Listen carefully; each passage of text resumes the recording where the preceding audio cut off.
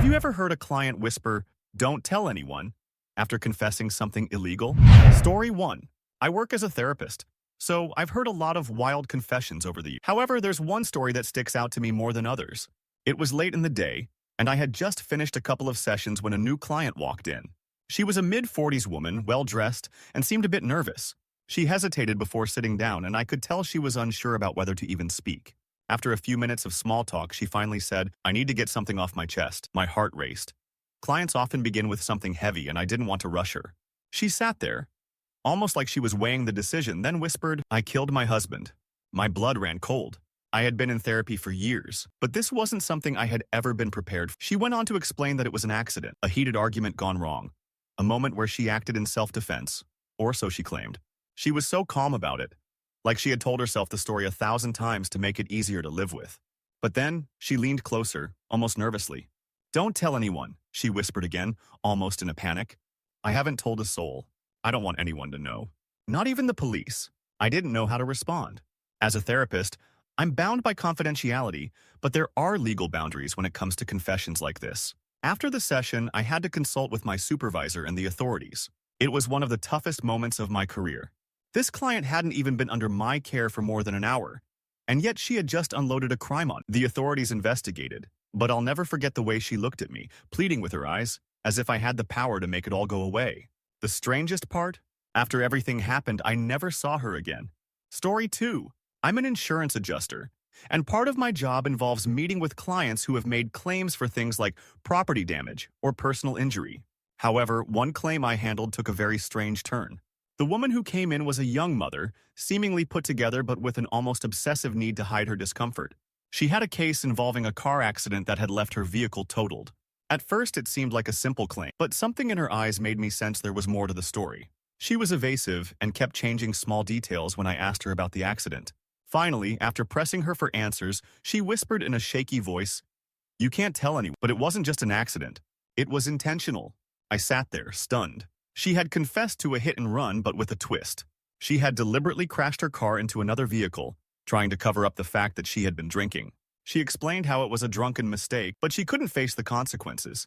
She was terrified of losing her kids and the life she had built. Before I could even process what she said, she leaned in, whispering once again, "You can't tell anyone. It was a mistake, but it's done now. I'll lose everything if this gets out."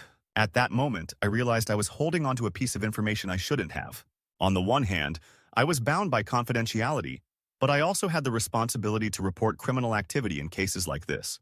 I had to inform the authorities about what I had learned, but I couldn't help but feel conflicted. She seemed so sincere in her regret, but I knew the law had to come first. That moment will stay with me forever. Story 3. I'm a paralegal, and it's not uncommon for clients to come in with baggage, but one story I heard left me speechless. A man in his late 50s came into our office for a consultation regarding some business litigation. He had been in the business world for decades and seemed like your typical corporate guy. Polished, confident, and a little bit arrogant. We talked for a while about the case, but then he suddenly changed the subject. He mentioned that he had a big problem and seemed desperate to get something off his chest. He leaned forward, lowered his voice, and said, "I'm involved in a large-scale money laundering operation. I've been moving cash for some very dangerous people for years." I froze. My gut immediately told me this was serious. He explained that he had been caught up in it long ago and was now trapped. He claimed that his life would be at risk if he ever tried to back out, and the authorities couldn't help him without putting his family in danger. After he confessed, he stared at me for a long time, his face contorted with fear. "Don't tell anyone," he begged. "You can't say a word. I'll go to prison and my family will be ruined. Please." I felt a shiver down my spine.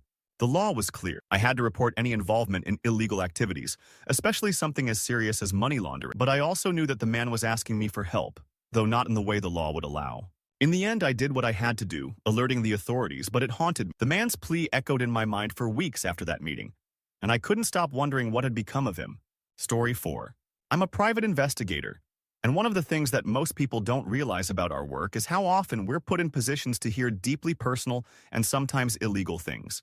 But one case in particular still weighs on me. I was hired by a woman to track down her estranged husband, who had vanished after a series of threats were made against him. During my investigation, I tracked him down at a small cabin in the woods. When I found him, he was completely off the grid and living in isolation. At first, he seemed cooperative, just a guy trying to lay low. But then he let something slip. I didn't kill her, but I think I'm about to, he said in a voice so calm it sent chills down my spine. He was referring to his ex-wife, who he claimed had been trying to ruin his life for years. He said he had plans to kill her, but didn't think he'd follow through. I could tell he was lying, but I had no idea how far he'd go. I tried to steer the conversation to safer ground, but he then whispered the words that would stay with me forever. If you tell anyone, I'll make sure you disappear too. For a moment, I thought I was going to be part of a bigger crime, but I managed to get out of there without revealing anything. I immediately contacted the authorities and they investigated, but I've always wondered what would have happened if I hadn't. That client's whisper still haunts me, and I can't forget the weight of it. Story 5. I've been a nurse for over a decade, so I've seen and heard some pretty intense things in my time. But nothing prepared me for the confession I got from one patient who came in for a routine checkup. She was a woman in her 30s, with a seemingly normal family. But as she sat in the examination room, I noticed something was off. Her hands shook and she avoided eye contact. I asked her if everything was all right, and after a long pause, she blurted out, "I'm not sure if I'm going to make it out of here alive." At first, I thought she was referring to her health, but then she lowered her voice and whispered, "I'm in deep with some people and they're going to kill me if I try to leave. I can't escape, and if anyone finds out what I've done, I'm done." She confessed that she had been involved in a serious drug trafficking ring. She had been pushed into it by her boyfriend and she didn't know how to get out. The most shocking part? She said she had accidentally killed someone during one of their operations and was now living in constant fear of retaliation. "Don't tell anyone," she whispered, her face pale. "If you say anything, I'm dead. You have to understand." As a nurse, I knew my job was to care for my patients, but this wasn't just a medical issue. I had to report the situation to the authorities and they took over from there. But for weeks, I couldn't stop thinking about that woman. I wonder if she's still out there, living in fear, or if her story ended tragic. Her confession still haunts me to this day. Story 6. I work as a private tutor for high school students, and it's a job that often requires me to build trust with my clients over time. One evening, I was working with a young man named Sean, who had been struggling in several of his subjects. We had a good rapport, and I was trying to help him with his calculus homework when he suddenly stopped writing. His face turned pale, and he started looking around the room like he was afraid of being caught. I asked if everything was okay, but he just stared at me for a long moment. Then, out of nowhere, he leaned in and whispered, "I need to tell you something, but you can't tell anyone." "Please." I nodded, unsure of what to expect. Sean took a deep breath and confessed that he had been involved in a robbery. It wasn't just a petty theft. He had helped plan and execute a break-in at a local jewelry store. He explained that he and a group of friends had been coerced into the crime by someone who threatened to harm their families if they didn't comply. His voice trembled as he told me how it had all spiraled out of control. The worst part? They hadn't just taken valuables. They had left behind something that could tie them to the crime. And now he was scared someone would find out. "I didn't want to do it. I just wanted to protect my family," Sean said, eyes wide with terror. "You have to promise me you won't say anything. If the cops find out..." The sheer weight of the confession hit me hard. I wasn't sure how to react. On one hand, I knew that I had to help him, but on the other hand, this wasn't a simple situation. As a tutor, my role wasn't to be involved in legal matters, but I also couldn't just let it slide. After the session, I immediately contacted the authorities, but I couldn't stop thinking about Sean and his fear. He seemed so young and lost, and I kept wondering if I had made the right choice by getting involved. Story 7. As a social worker in a small town, I've come across a wide range of cases, but one particular situation left me with a lingering sense of dread. I was assigned to help a family whose teenage daughter had been acting out at school. She was a quiet girl, always keeping to herself, and at first I thought there might be underlying emotional issues that needed attention. But as I spent more time with her, she began to open up in ways I hadn't expected. One day, during one of our sessions, she started speaking in a low voice, almost as if she was confessing a secret. "I need to tell you something," she said, avoiding eye contact. "But you can't tell any. I don't want to get into trouble." I encouraged her to share whatever was on her mind, assuring her it was a safe space, but nothing could have prepared me for what she said next. "I helped my boyfriend sell drugs," she whispered, "and I think he's getting into some really bad stuff. I didn't want to be a part of it, but he said it was the only way we could make enough money. I think I'm in too deep now." Her voice cracked, and for a moment I could see the fear in her eyes. She was just a kid, caught up in something that was way beyond her control. She went on to explain that her boyfriend had introduced her to a group of people who were dealing drugs in the town, and although she had initially only been a passive participant, things were escalating quickly. She said she felt trapped, like there was no way out. "I can't go to the cops," she sobbed. "If I do, they'll come after." The weight of her words hung heavily in the room. I wanted to help her, but I knew I had a responsibility to report what I had just learned. I contacted the authorities and reported her situation, but I couldn't help but feel conflicted. I had promised her confidentiality, but I also knew that her safety was at risk. It was a delicate balance between protecting her and doing what was legally right. Story 8. I'm a paramedic, and over the years, I've been on calls that have been as strange as they are life-threatening. But there's one call that I'll never forget. It came in the middle of the night, a domestic disturbance with a report of a woman being seriously injured. When we arrived at the scene, the house was eerily quiet. The door was ajar, and I could hear muffled voices coming from inside. We entered the home cautiously, and that's when we found the woman. She was sitting on the floor in a daze, her face covered in bruises and blood. As we tended to her injuries, she started speaking in hushed tones, almost like she was in a trance. "It wasn't supposed to happen like this," she said, her voice barely above a whisper. "I didn't mean to kill him." At first, I thought she was just disoriented, but then she looked straight at me, her eyes wide with fear. "You can't tell anyone. If the cops find out, they'll arrest me." It was a confession I wasn't prepared for. She admitted that she had killed her husband in an argument that spiraled out of control. According to her, it had started as a fight over finances, but things escalated quickly.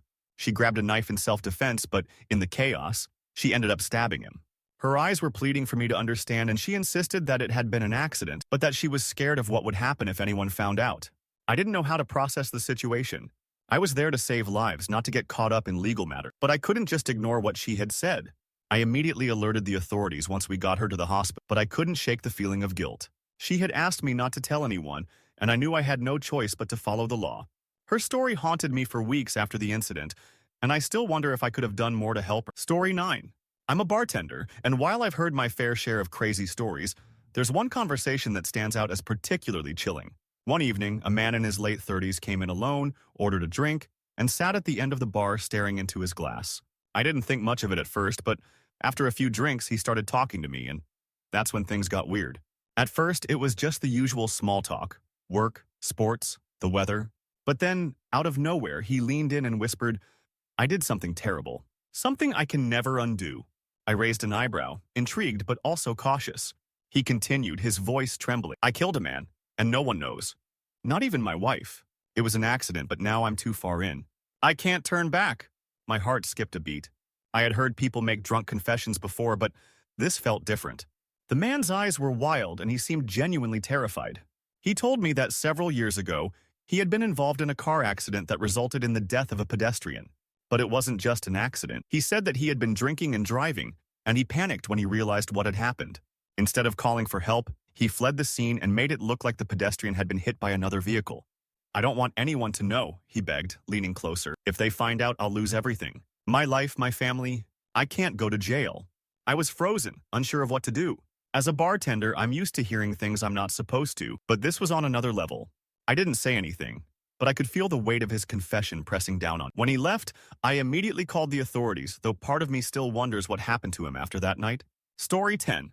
I'm a high school teacher, and I've always tried to keep a close relationship with my students.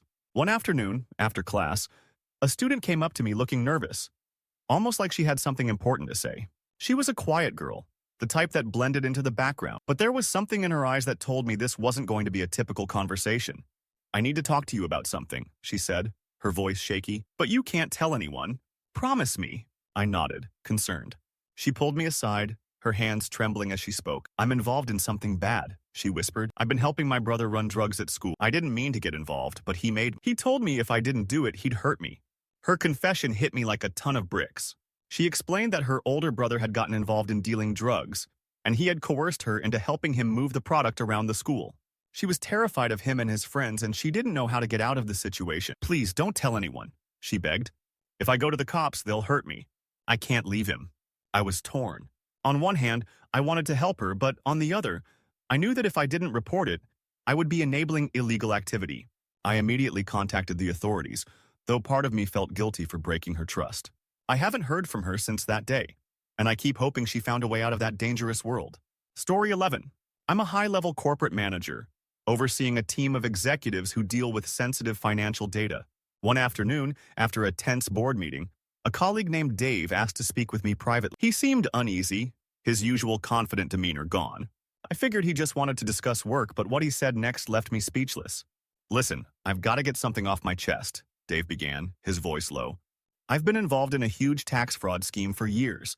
I was part of a team that manipulated tax returns for clients, helping them dodge millions in taxes. We've hidden the money, set up fake accounts, and laundered it through various offshore banks. It's been so long now, I don't know how to get out without everything collapsing around me. I felt like the room was spinning. This wasn't just a confession, this was a massive crime. Dave continued to tell me that the pressure had been mounting. His role in the scheme had grown over time, and now he felt trapped.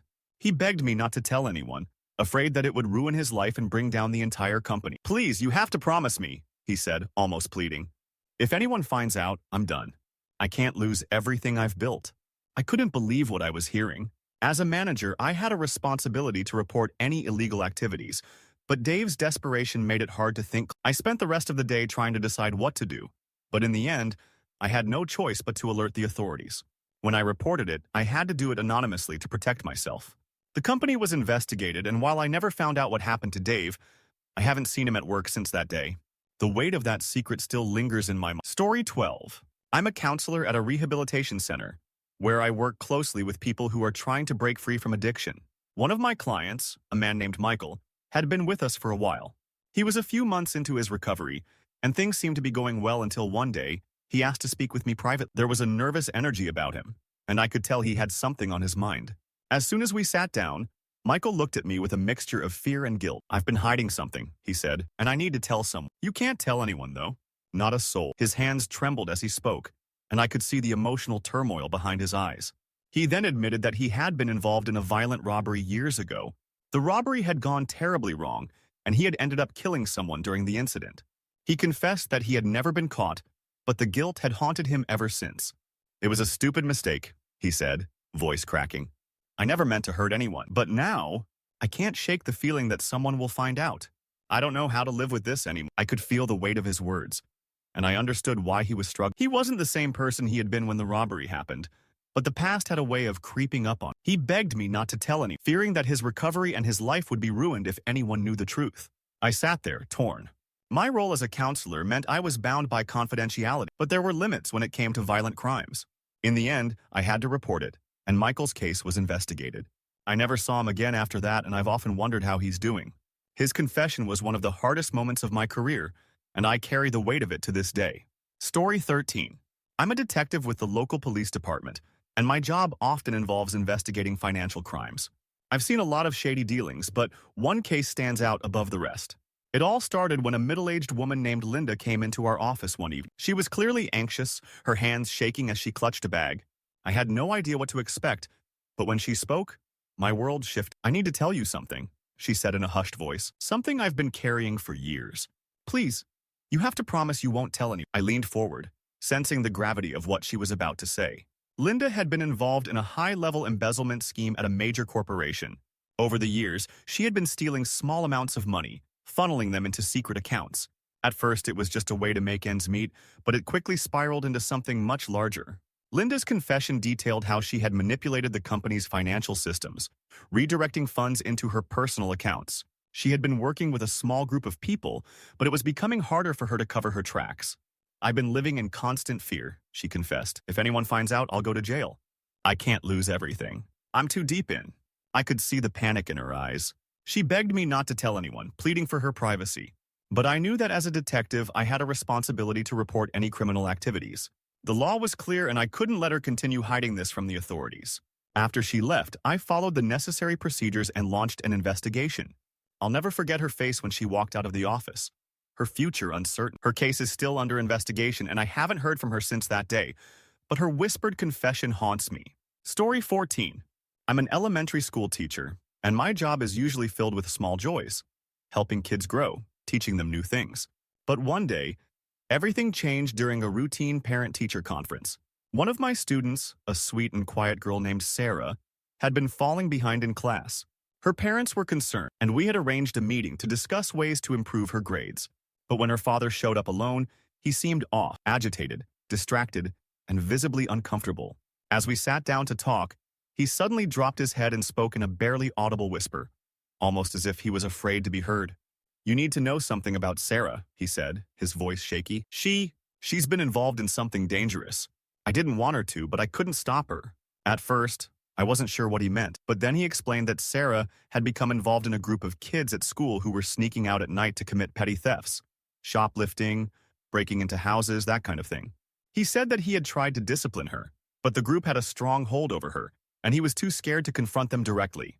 I'm afraid for her safety, he said, looking genuinely distressed. If she doesn't stop, it'll only get worse. You can't tell anyone, though. If the police find out, they'll ruin her future. I was stunned. I never imagined I'd be in this situation. As a teacher, my first instinct was to protect my students, but I had to balance that with the legal responsibility to report any crimes, especially if a child was involved. After the meeting, I immediately contacted Child Services and informed them of the situation. Sarah was never the same after that day, and her behavior did change, but I can't help wondering what happened to her, and if there was anything more I could have done to help her before things escalate. Story 15. I've been a nurse for over 15 years, and I've seen a lot of tough cases, but one shift stands out. I was working the night shift in the emergency room when a young woman came in, clearly shaken and injured.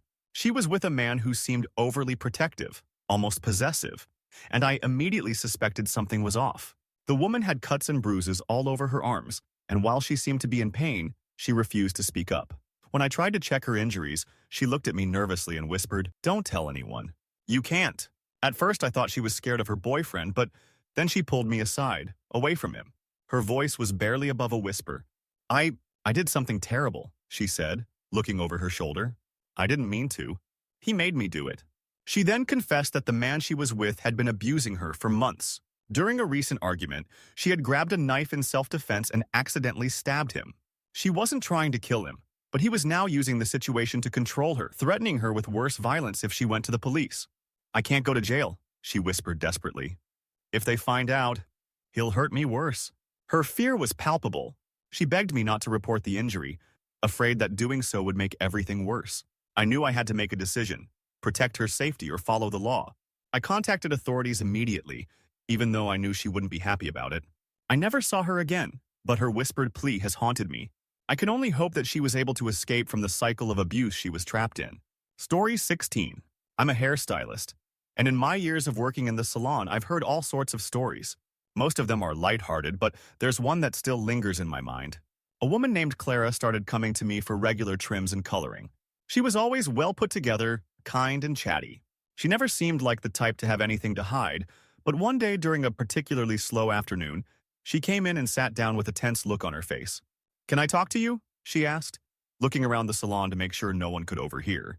I nodded, thinking maybe she was just stressed, but then she leaned in closer, her voice barely above a whisper. "I did something really bad," Clara said, her hands shaking slightly. "I've been keeping it a secret for years, but I can't keep it to myself anymore. You have to promise me you won't say anything." I assured her I wouldn't repeat anything she said, but she seemed to need more than just words. She needed reassurance. Clara finally told me that when she was younger, she had been involved in a car accident.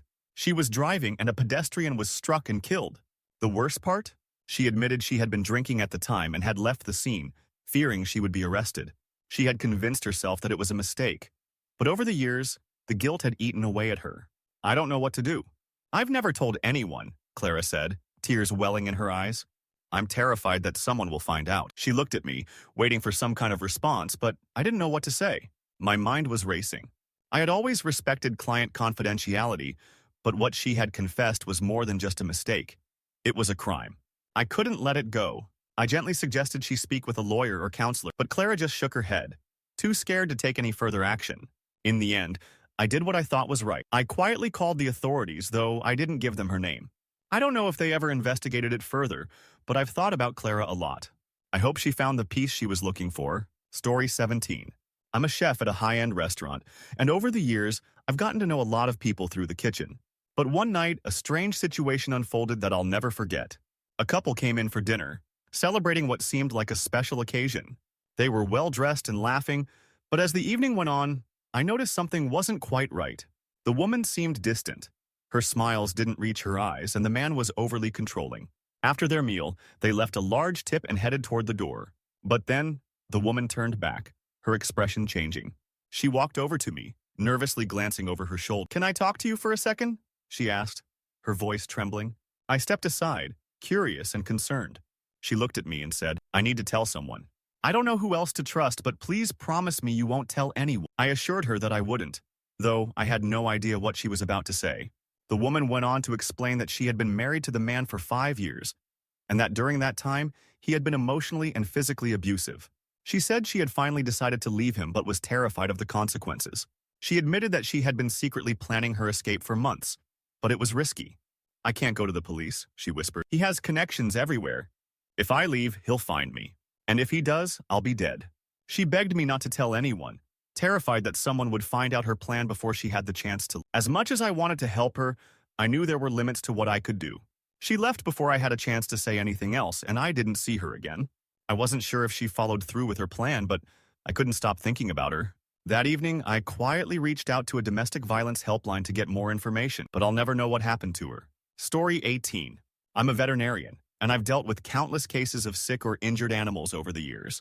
But there's one particular visit that still haunts me. A man named Greg brought in his dog, a large, beautiful German Shepherd. The dog was clearly in distress, limping and shaking. Greg said it was an accident, that his dog had fallen off a ledge while playing in the yard. But something about the way he told the story didn't sit right with me. As I examined the dog, I noticed more injuries than just a fall. The dog had bruises on its body that didn't match the fall description. Something was wrong, and I decided to press Greg for more information. That's not the whole story, is it? I asked gently, my hands on the dog's side.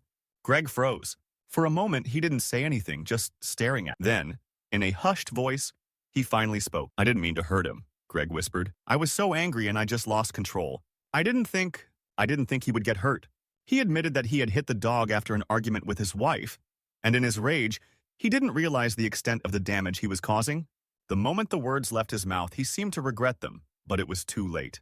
I was legally obligated to report any abuse, especially involving animals, and Greg must have realized that too because his face twisted with panic. Please, Greg begged, don't tell anyone. He's the only thing I have left. I won't do it again. I swear. I told him I had to report the abuse no matter what. I called animal services, and the dog was taken into protective custody. I never saw Greg again, but I know that his dog was placed in a loving home.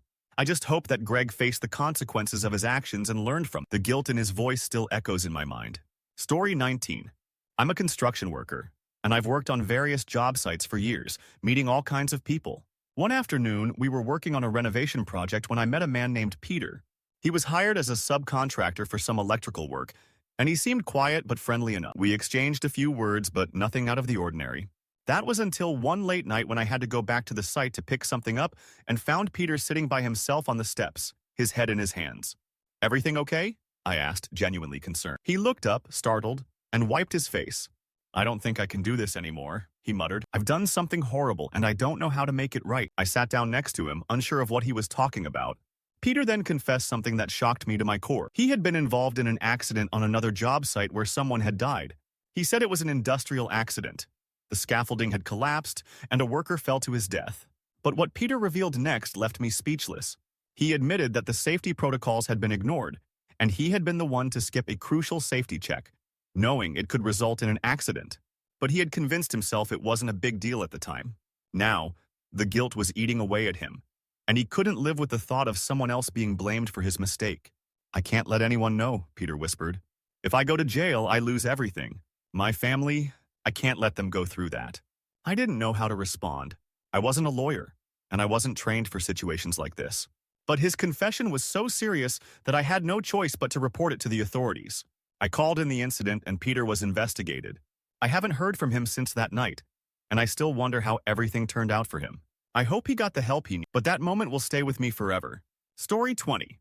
I'm a photographer, and I've had the opportunity to work with a lot of different clients over the years. But one session stands out above the rest. It was a simple family portrait session for a couple and their young daughter. At first, everything seemed normal. The parents were friendly, the little girl was full of energy, and I thought it would be just another routine shoot. But as the session went on, I began to notice something strange. The father, who had been quiet throughout the shoot, suddenly became agitated. His eyes kept darting toward his wife, and I could tell that something was off. After a few minutes, he stepped aside, pulling me away from the family. I need to tell you something, he said in a low voice. But you can't tell anyone. I nodded, sensing the seriousness in his tone. What he said next made my stomach drop. I've been hiding something from my wife. I've been having an affair with one of her friends for the past 6 months. It's getting out of hand, and I'm scared it's going to ruin everything. but I don't know how to stop it now. The confession was a punch to the gut. The man seemed genuinely torn, but the weight of his actions was clearly eating away at him. He begged me not to tell his wife, explaining that if she found out, it would destroy their family. I didn't know what to say. I wasn't in a position to help him, but I couldn't keep something like this a secret either. I didn't report him to anyone, but I knew that the next time I saw them, the situation would be different. When the session ended, I told him to think carefully about his next steps. I never saw that family again, and I often wonder what happened to them after that day. It was a heavy burden to carry, but it's one I'll never forget. Story 21. I'm a real estate agent, and I've handled hundreds of transactions over the years, but there's one that stands out as unforgettable. A man named Robert contacted me about a property he was interested in buying. He seemed like a normal, well-off guy, clean-cut, well-spoken, and eager to make a deal. After some back and forth, we scheduled a viewing of a beautiful old house on the outskirts of town. It was a fixer-upper, perfect for someone with the resources to restore it to its former glory. We met at the property, and as soon as we stepped inside, I could tell something was off. Robert had this look on his face, a mix of excitement and something darker, like he was seeing something only he could understand. As we walked through the house, he started to open up about why he was so interested in it. "This place is special to me," Robert said, almost to himself. "I grew up here, sort of. It belonged to my family. My uncle used to live here, but it's been empty for years now." I was curious, so I pressed him a bit further. That's when he told me the truth. His uncle had been a well-known figure in the community, but a few years ago he was arrested for a series of crimes: embezzlement, fraud, and most shockingly, murder. Robert admitted that his uncle had hidden something in the house before he went to prison, something valuable, something that no one else knew about. He looked at me, his eyes wide with intensity. "You have to promise me," he whispered, "that you won't tell anyone. I can't let anyone know what's in this house. If they find out, everything will be ruined." I was taken aback. This wasn't just a property sale anymore. It felt like I was getting involved in something far bigger than I could handle. But I also knew that I had to respect his privacy and the deal he wanted to make. I went through with the viewing, and Robert eventually made an offer. The house sold, but I never saw him again. After the transaction was complete, I couldn't help but wonder if I'd just witnessed the beginning of something far more sinister. Story 22. I'm a truck driver, and I've had my fair share of strange encounters on the road. One night, I was driving through a small town when I stopped at a diner to get some rest and grab a bite to eat. The place was mostly empty except for an older man sitting in the corner booth. He was scruffy, wearing a faded jacket, and looked like he hadn't shaved in days. He waved me over, and I reluctantly joined him at his table. We started talking about the usual stuff: trucking, the weather, road conditions, but after a while his tone shifted. He lowered his voice, as if he didn't want anyone to hear, and leaned in. "I've been running deliveries for years," he said, staring down at his coffee. "But I'm not just hauling cargo. I've been transporting something illegal." I thought he was joking at first, but he didn't laugh. Instead, he got more serious. The man explained that he had been hired by an unnamed group to transport packages across state lines. They were never anything that seemed suspicious at first. Just boxes, some of them heavy, others light. But the last few months had been different. He had begun to suspect that some of the shipments he was moving weren't just illegal, they were dangerous. "I don't want to be involved in this anymore," he said, his voice shaking, "but I'm too deep. If I stop now, they'll find me. If I talk to anyone, they'll kill me." At that point, I didn't know what to do. I didn't have any proof, just this man's word. He seemed genuinely scared, though, and I couldn't shake the feeling that he was telling the truth. He begged me not to say anything, not to get involved, and I agreed. But the conversation stuck with me. I drove out of that diner, my thoughts racing, wondering what kind of people were behind this operation. And to this day, I can't help but wonder what happened to the man. Story 23. I'm a private investigator, and most of my work involves background checks and surveillance for legal cases. But one case in particular turned out to be far more dangerous than I anticipated. A wealthy woman named Emily hired me to investigate her husband, who she suspected was having an affair. It sounded like a straightforward job, nothing too complicated. I followed him for a few days, gathering the usual information: where he went, who he met, and what he did. But then things took a dark turn. During one of my surveillance shifts, I spotted something I wasn't supposed to see. I saw Emily's husband meeting with a man in a parking garage. They exchanged a briefcase, and when the man opened it, I could see stacks of cash, a lot of it. I immediately realized this wasn't just an affair. It was something much bigger. The next day, I confronted Emily with what I had discovered. She wasn't as surprised as I thought she'd be. Instead, she looked at me, a strange calmness in her eyes. "I know what he's been doing," she said. "I've known for a while. but you have to promise me you won't tell it. If you do, my life will fall apart. It turned out that her husband wasn't just involved in infidelity, he was laundering money for a dangerous criminal syndicate. Emily had known about his involvement in illegal activities but had stayed quiet. Fearing for her life and her family's safety, she didn't want to go to the authorities, fearing retaliation from the people her husband worked with. I was torn.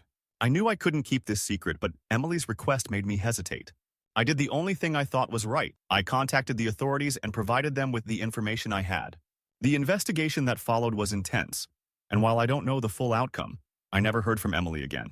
I still wonder if I did the right thing, but it was a lesson in how dangerous some people's lives can really be. Story 24. I work as a bartender in a busy downtown bar, and I've seen it all. Drunken fights, heart-to-heart conversations, and everything in between. But there was one night that left me shaken. A regular customer, a man in his late 40s named Tim, came in looking rough. His usual jovial demeanor was gone, replaced by a look of exhaustion. He sat down at the bar and ordered a drink, but he didn't say anything. After a while, I went over and asked if everything was okay. "I don't think I can do this anymore," Tim said, his voice barely above a whisper. "I've done something I can't undo."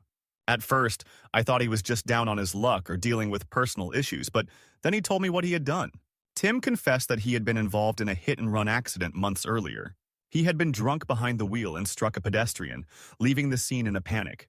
He told me that he couldn't stop thinking about it, and the guilt was eating him alive.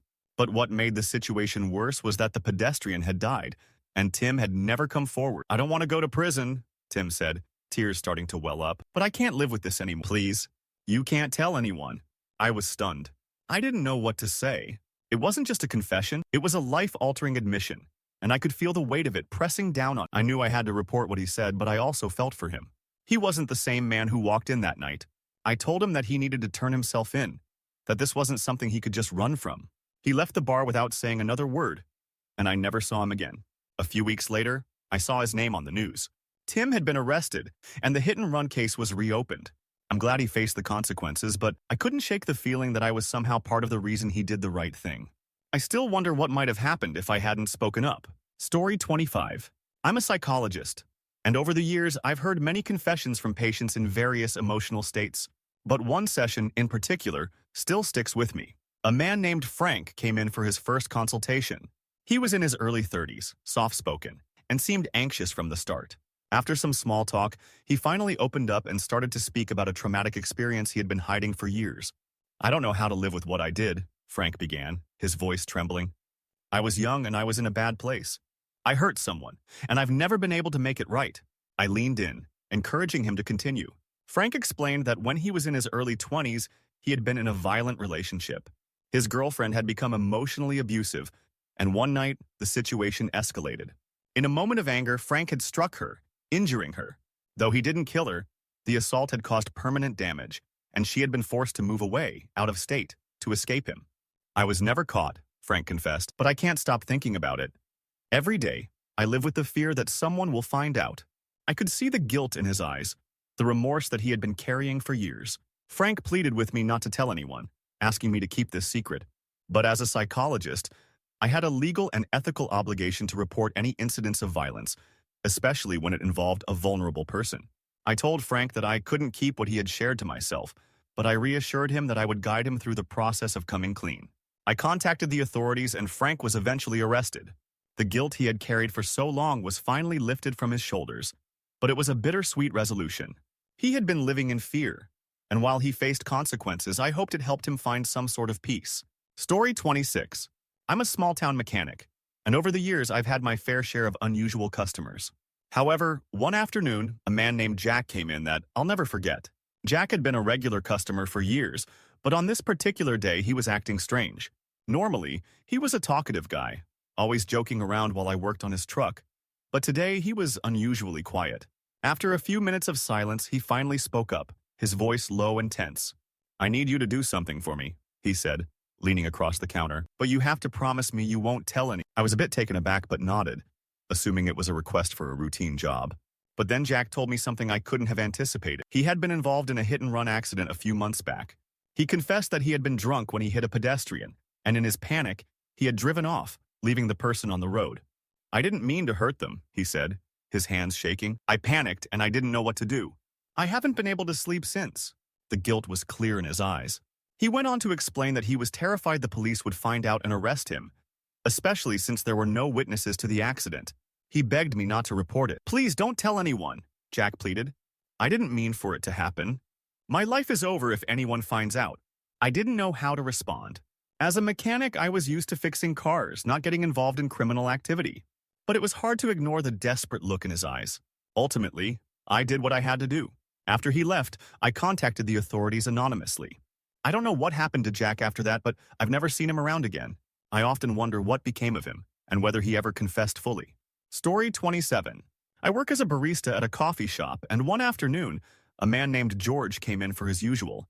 He was a quiet guy, the type who would only come in for his coffee, sit down with his laptop, and keep to himself. Over the weeks, I noticed that he seemed more stressed than usual. His hands trembled slightly as he stirred his coffee, and he seemed to have a lot on his mind. Finally, after a few weeks of noticing his anxiety, he walked up to the counter and asked to speak with me privately. I led him to a quieter corner of the shop, and he began to speak in a voice so low I had to lean in to hear him. I'm in a bit of trouble, he said. I need to get something off my chest. But I need you to promise me you won't tell any. I agreed, unsure of what was coming, but then he confessed that he had been involved in a robbery. Not just any robbery, but a bank heist. George explained that he and a group of people had planned the robbery carefully, and they thought everything would go smoothly, but it didn't. He didn't want to be involved in the violent part of the plan, but he had been forced into it. I didn't hurt anyone, he said quickly, almost defensively, but I helped plan it. I was the one who found the getaway car and helped them get away. I didn't want to do it, but I was in too deep. If anyone finds out, I'll go to prison. Please, you have to promise me. I was speechless. Here was a regular customer, someone who seemed perfectly normal on the outside, confessing to an elaborate crime.